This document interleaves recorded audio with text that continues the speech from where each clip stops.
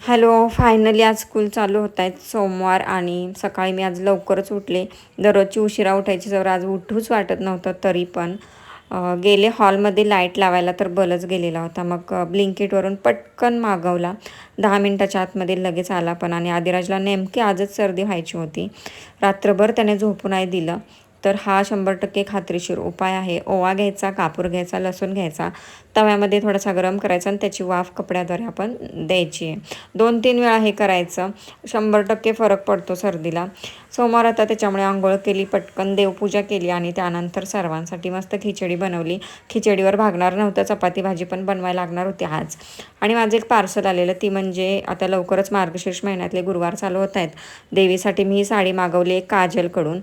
तर साडी खूप छान आलेली आहे, कपडा पण खूप छान आहे. तुम्हाला पण घ्यायची असेल तर नक्की घ्या. सो असा होता आजचा व्लॉग. आवडला असेल तर लाईक करा, फॉलो करा. बाय.